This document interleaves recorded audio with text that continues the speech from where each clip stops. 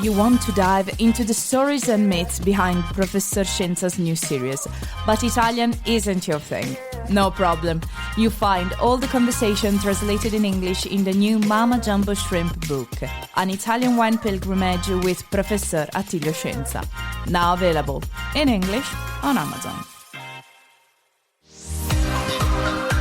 Welcome to this special Clubhouse session of the Italian Wine Podcast. Listen in as members of the Italian wine community engage in fascinating conversations about contemporary wine topics. If you enjoyed the show, please consider donating through ItalianWinePodcast.com. And remember to subscribe and rate the Italian Wine Podcast wherever you get your pods.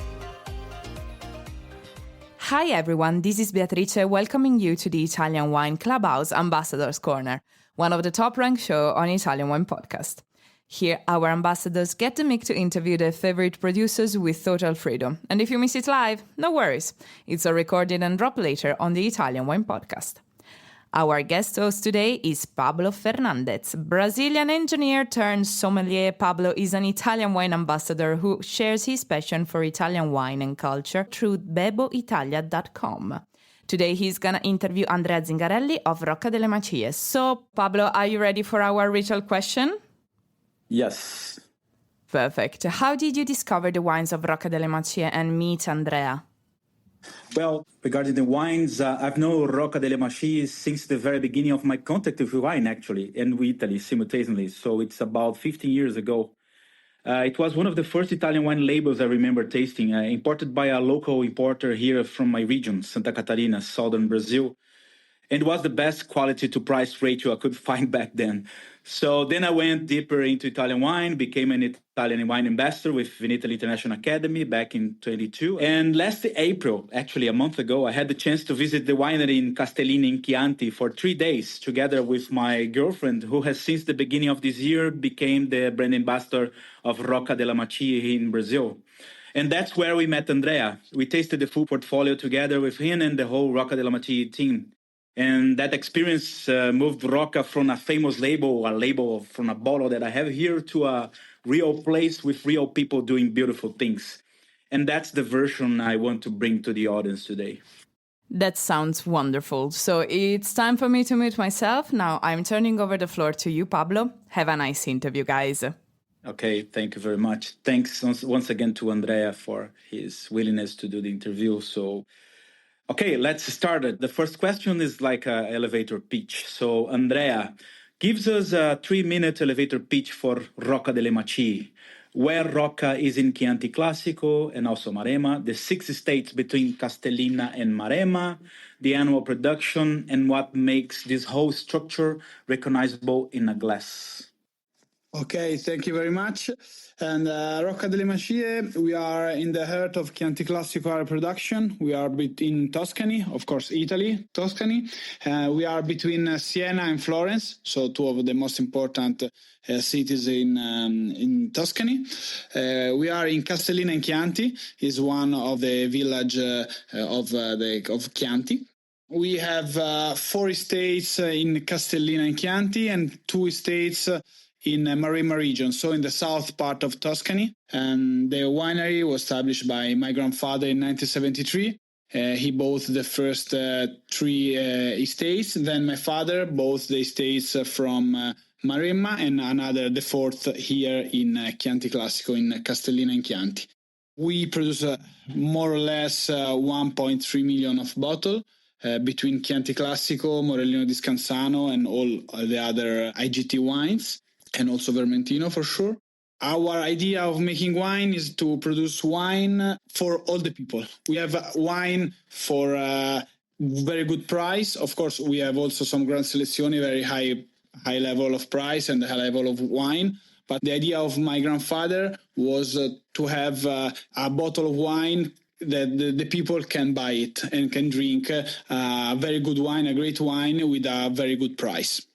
And I really can testify that all the range of wines are great. Since the entry level to the premium ones, they are really great. And this is one that you can be sure, audience, if you buy 1 bottle of Rocca delle Macìe, you're going to have quality. That's for sure. And now a bridge that I want to do it because that's a very interesting background story on Rocca delle Macìe. So from Italo to Andrea, the cinema wine bridge. So your grandfather Italo financed the acquisition of the winery with the success of Le chiamavano Trinità, which is in English is They Call Me Trinity. That was a movie from the 1970s. So in 2021, Rocca opened the Museo Italo Trinità inside the Le Macìe property, which is the first cinematic winery in Italy, I can say, of course. Looking back as the third generation, as you are, what did Italo's instinct as a film producer, or say his ability to spot a story, live in the DNA of the winery that you still rely on today? Okay, yes, my grandfather, he produced They Call Me Trinity, that here in Italy and all around Europe was a huge success. So thanks to this, my grandfather decided to invest his money in wine business because the wine business was growing a lot in the 70s. So he decided Tuscany. So he had a very, very nice idea with the movies. And in the same time, he had a great vision about the wine business. So he bought in one of the best places that where we can have wine in Italy, but specific in Chianti Classico. And we keep the idea of my grandfather. So to move, not to stay too much relaxed. We want to improve, to change, to understand where the wine business is going and the taste of the people. So we are not flat in the winery because this is the idea of my grandfather. We are a very dynamic winery and we work a lot, but we travel a lot. And of course, we have our roots because, of course, Sangiovese is our blood, but we want to be very, very dynamic. Right. And yeah, making another bridge, but with this dynamism that you just mentioned, talking about your spark, which is Laia Bruciata, the wine. The wine that's clearly yours. That is a Vermentino on North exposure at Casa Maria, harvested only until 11 a.m. And with a lot of other things, pressure under nitrogen, 9 months on fine lees, 3 more in concrete. And that is a result that you once said that you got obsessed with white Burgundy during COVID and asked, why don't we look for the maximum expression of Vermentino in Maremma the same way we look for it in Sangiovese in Castellina? So walk us through that moment and tell us that what makes Laia Bruciata not just another Vermentino, but your wine signature. Yes, Vigna Laia Bruciata. I had this idea because during the COVID, I tried a lot of white wines for Burgundy, of course, mainly. And speaking with my winemaker, the other winemaker, I asked him, do you think that we can have an iconic white wine here from Tuscany? He gave me 4 ideas. One was the Trebbiano oxidation process, but this is not our style of making wine. Then he gave me the idea for oaky Chardonnay. That could be a very interesting idea, but in the 90s, not in 2021. And the third idea was to have a very, very nice Sangiovese, white Sangiovese. But for have a very nice white Sangiovese, we need some fresh vintages, and the last vintages are very, very hot. And so the fourth idea was in our best vineyard in Maremma, so in Vigna Laia Bruciata. Is a North exposition, so less sun, more fresh, and to have a super selection, a signature wine from that part. So we made the first attempt in 21, and that attempt was very, very good. I had this wine without label, without nothing. I bring with me in Milan in a Star Michelin restaurant that my big friend is the sommelier, and I bring with me and I ask, please give me your really idea. I need to understand if what we are going to do is in the right, because I like the wine, but it's my wine, so it's normal that I like my wine.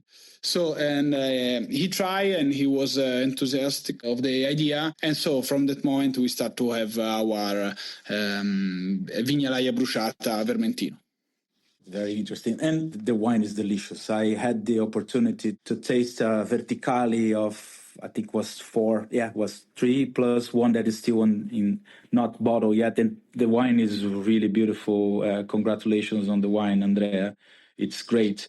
And also, I think another parallel that I find very beautiful on this wine is not only that is a third generation Zingarelli origin wine, but it's also a parallel on the two Francioni, because Duccio Francioni is the winemaker that worked with you in this wine, and he's also second generation Francioni in the cellar, because his father Luca has been Rocca delle Macìe's head winemaker since '89, and Duccio started in Maremma 5 years ago with Laia de Brociata. So I really want to know what is these two families, two generations under the same roof actually working day to day? Because one of the things that I noticed when I was in the 3 days at Rocca delle Macìe is really Rocca is a winery that really values family values, like family together. All the employees you see that work a long time there. So really, how this work day to day with this amazing thing about the two generations working in the winery? It's very nice to work with the parents, but it's also very tough because, of course, there are more than business relation. Of course, there is, but it's very, very nice. So the winemaker of my father, he's Luca Francioni, and of course, my winemaker is Duccio. Duccio, like me, he was born inside the winery because Luca started to work here, I think in 89 or 88. And so he was born 4 years later. So all the life of Luca was here. And also Duccio, and like me, we live from the first moment of our life here.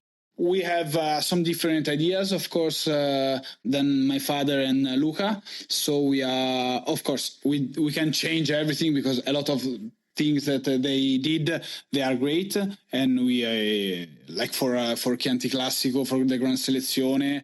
But we have other idea for example, for the Maremma, that we are growing a lot. We have a new project in our mind, and not only in our mind, but we made a lot of experiments. So I think the way to work with my father, and I work also with my mother and my sister, so it's very tough, but at the end is something that make the difference. Because here in Rocca, we are a family. We are a lot of people start to work many years ago here, and we are really family, because I can feel the people that work with me, that they work with my philosophy the same, and so it's, for us, it's a great thing, this one. Yes, definitely. You can feel when you are visiting Rocca that everyone embraces the winery not only as a place of work, but also like an extension of their family, which is very moving. You can really see that on everyone's there, though. So at the same time, of course, there's all the other baggage that you have, but definitely it's something that works for Rocca, and that's really, you can feel it in the wines, definitely. So I want to change a little bit the subject now for the philosophy of the winery, where the winery, most of the winery is located, which is Castellina, which is the DNA of the winery, and the Gran Selezione reform that Chianti Classico just passed through. So your father has a line that stuck with me. Like he said, I want elegance, elegance, elegance, not power. Meanwhile, two big things just happened in Chianti Classico. The UGAs went on the label in 23, finally, and the Gran Selezione moved to a minimum of 90% Sangiovese in 24, excluding international varieties. Castellina is now Rocca's UGA.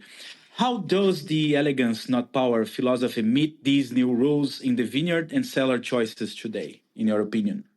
Of course, the minimum of 90% of Sangiovese in the Gran Selezione, with the 10% of indigenous varieties from Chianti. So taking out the Cabernet, the Merlot, go to the elegance part, of course, because Sangiovese, the main characteristic is the elegance, also in the years. And also, of course, the other varieties can be Colorino, Canaiolo, all the very old grapes that my grandfather used to have in Rocca delle Macìe. And we strongly believe in the UGA.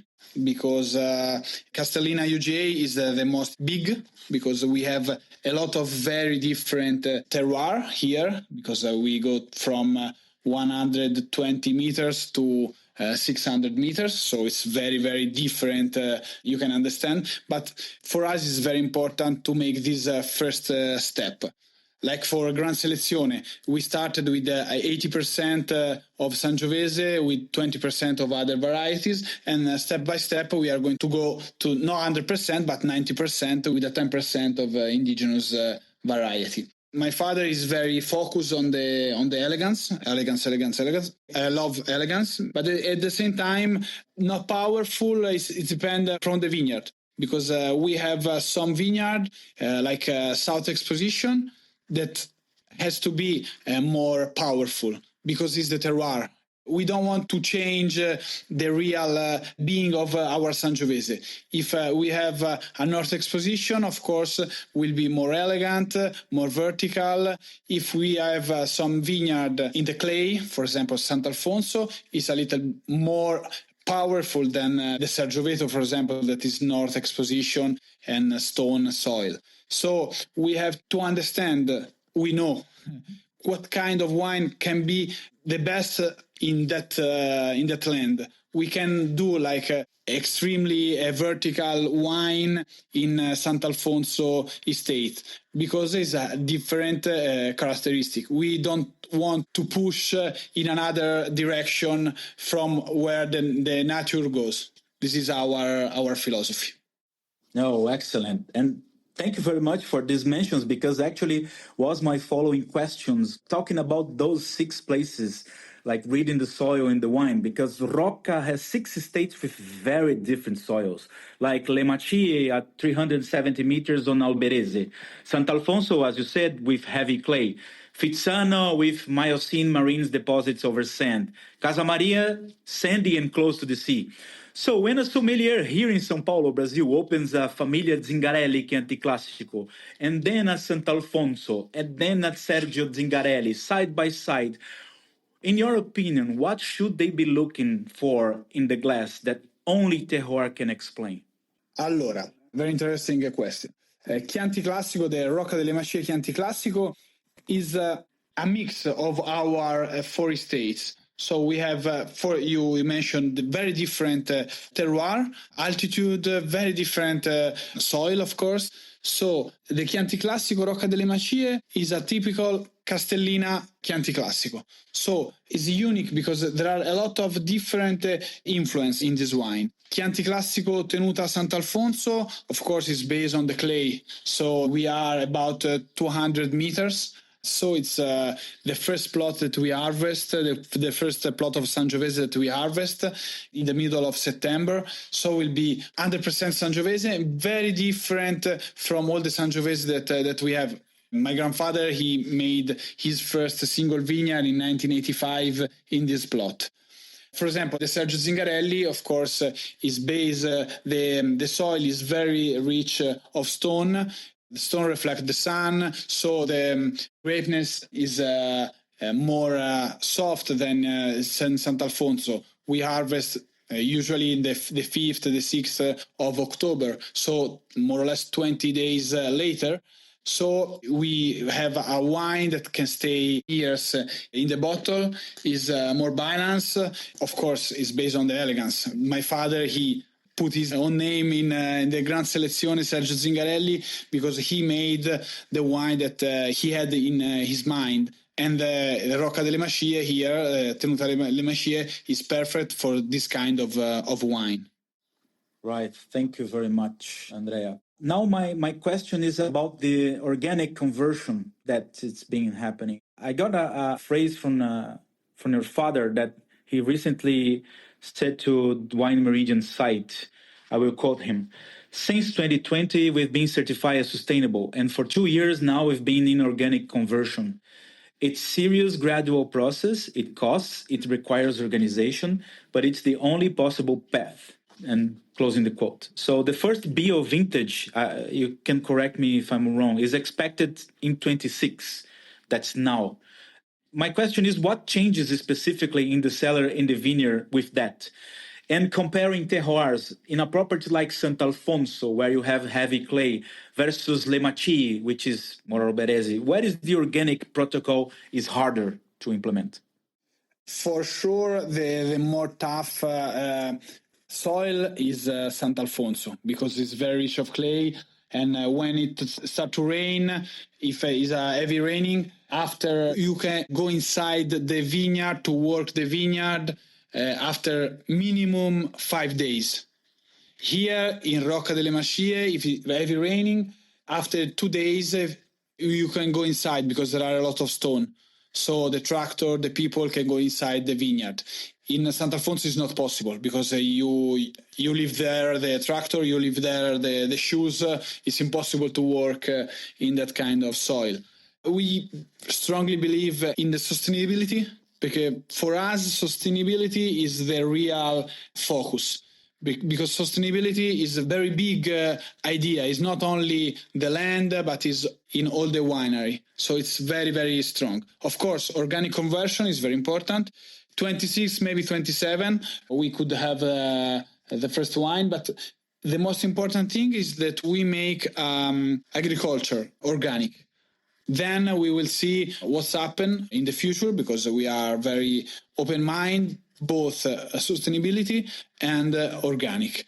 But we strongly believe that the future is sustainability more than organic. Maybe we go a little bit against all the people that they think, but if you live in the vineyard, after some year, we are understanding that sustainability is very, very important. My father usually say that the most important thing that we work in a very nice way is that we live in the middle of our vineyard. So if we put something wrong in the vineyard, the first people that have some problem could be us. For me, it's more important this one than a lot of other things. Right, yeah. It's important to have a holistic vision, definitely, and thinking about the sustainability of everything, not only in just a certification. So I think it's the right path. Now, changing a little bit the direction here, I want to talk about a little bit legacy, emotional legacy, and the Museo of Italo Trinità. Because during my visit to Rocca, one of the things that impressed me the most was the museo inside the Macìe. That was opened in 21 on the 50th anniversary of Trinità. As I said at the beginning of the interview, it's the only cinema museum inside a winery in the world. Your grandfather, Italo, distributed close to 80 films globally. And for a third-generation grandson opening that museum, which object in there hits hardest emotionally? And what does a wine lover who visits actually walk out with from the museum? Allora, I have two objects that when I go inside the museum, for me are very, very important. The first one, entering on the left, there are the boxing gloves, because my grandfather, before becoming a producer of movies, he used to be a boxer. So the real boxing gloves give me a lot of emotion.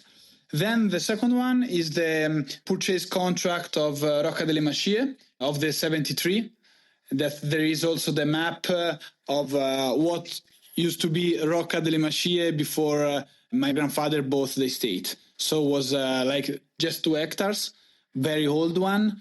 And also the hamlet here was like not destroyed, but in very bad condition. And my father, he restored everything and made a really great work and job to give alive this hamlet. Yeah. And the wine lover, I think that if you come here, you can feel the authenticity, the Toscan style, the Chianti Classico. You can meet a lot of people, all our family, also our employees, all the people that you can feel home. And we want to give something to the people that come here, because here the landscape is crazy. We don't have to do a lot of things. Here everything speaks very well. So we want to live an experience. We want to have an experience in Rocca delle Macìe, in Castellina in Chianti Classico. And this is our most important idea. Right. And my personal thoughts that when I was there, especially taking a look at the boxer, Italo the boxer, is really boxing in the sport that you really have to be resilient.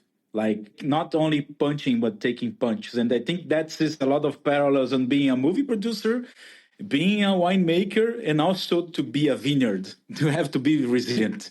So that, I think that's what I was thinking afterwards. So I really is that.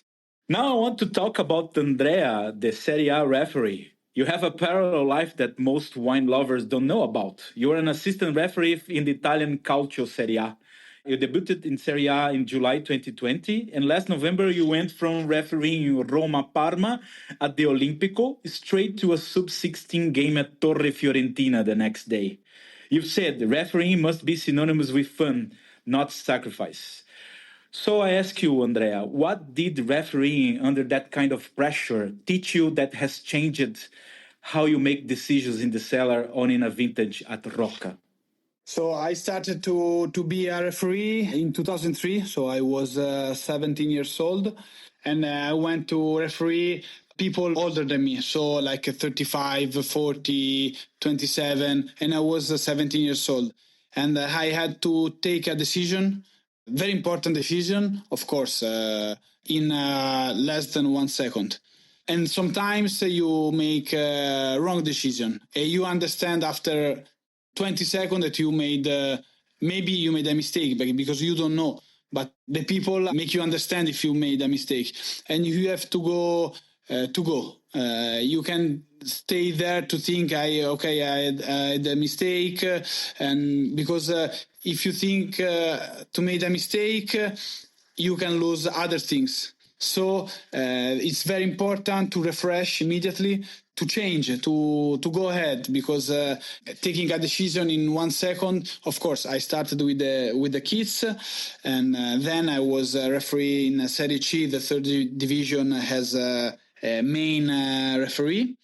And then, of course, 6 years ago, I started to be an assistant referee for Serie A. So this is the most important tournament here in Italy, and it's the same, because here you have a lot of pressure, but you have to work in the same way as I started. So keep going is the most important thing, because sometimes you make a great decision, you are not the best.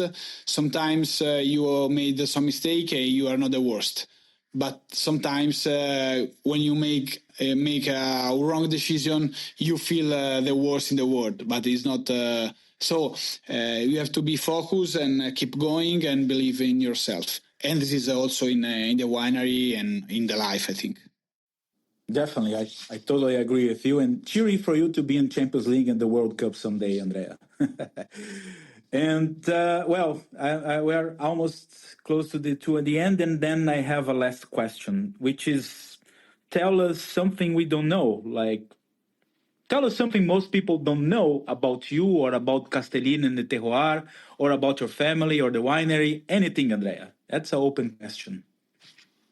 Allora, I have two kids, Achille and Leonida, that they are 7 and 9 years old, and I very often we go all around the winery with them, and I think that this is one of the most beautiful things, because you can grow, you can make a lot of decisions, but at the end, the kids, my kids is my focus, they are my life, and sometimes to go all around the winery with my father, with my mother, with my sister, all together with my kids, feel you alive.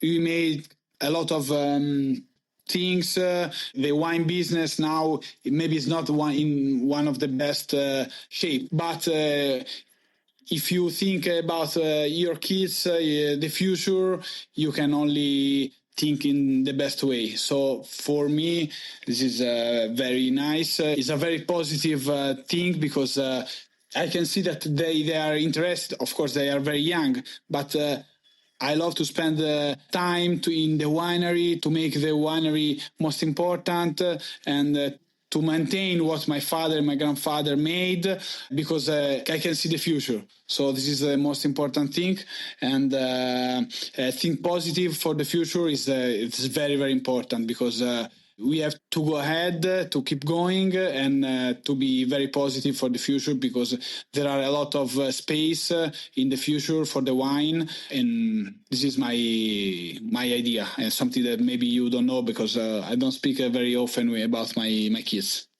Right. And just a final touch, you printed the names of them in the corks of Laia Bruciata, right? Yes, in Laia Bruciata, I put the name on one side Leonida, and the other side Achille. And yes, in the cork, yeah. Because I want to have something of my kids always with me, also when, for example, I will be in Brazil for 12 days in June, and when I'm going to open a bottle of Vigna Laia Bruciata, I have my kids there. So it's something strange, but... No, it's not strange. They are already in Rocca della Macìe, Andrea. You are seeing little signs of they are still being part of, and definitely they will be part of in the future. There's no doubt about it. I really want to say grazie mille to Andrea. Thank you for the time, for the wines, for this family story that is still being written. And it was an honor to me to be there in the Rocca delle Macìe experience last April. I felt like family there. It was great time, me and Valentina there. And to everyone listening here, Rocca delle Macìe is imported in Brazil by Gran Cru. And go find Sergio Zingarelli there on Laia Bruciata. I think it's a launch next June. And taste what we've been talking about here. And salute to everyone. Grazie Pablo, grazie Beatrice. Thank you for the opportunity and to speak about Rocca delle Macìe, Famiglia Zingarelli. For me, it's an honor to be here, and thank you very much. Thank you so much, guys. It was a wonderful interview. For those who are interested to participate, just send us a DM through our Instagram or mail our Italian Wine Podcast producers at info@italianwinepodcast.com. Thank you so much, everyone, for listening in. And this is a wrap from Italian Wine Podcast. Ciao, ciao. Ciao, ciao, everyone. Ciao, ciao. Listen to the Italian Wine Podcast wherever you get your podcasts. We're on SoundCloud, Apple Podcasts, Spotify, Himalaya FM, and more. Don't forget to subscribe and rate the show. If you enjoy listening, please consider donating through ItalianWinePodcast.com. Any amount helps cover equipment, production, and publication costs. Until next time, cin cin.